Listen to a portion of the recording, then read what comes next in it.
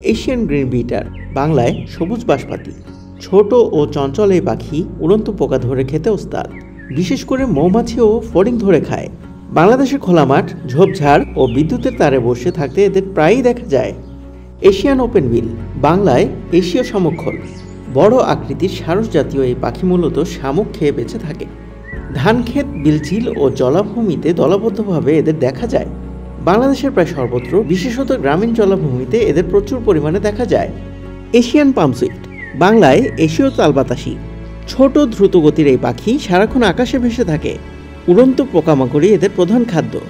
বাংলাদেশের গ্রামীণ এলাকার তালগাছ ও খেজুর গাছের আশেপাশে এদের সহজেই দেখা যায়। এশিয়ান পাইড স্টার্লিং বাংলায় গোশালিক বা গোবর শালিক কালো সাদা পালক আর কণ্ঠের জন্য এরা বেশ চেনা। পল পোকামাকড়ও উচ্ছিষ্ট খাবার খায়।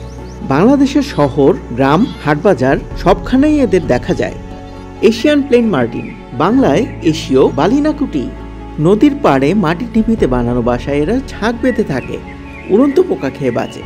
বাংলাদেশের নদীর তীর, মাঠ ও খোলা জায়গায় এদের সহজেই দেখা যায়। আরও ভিডিও দেখতে চ্যানেলটি সাবস্ক্রাইব করুন।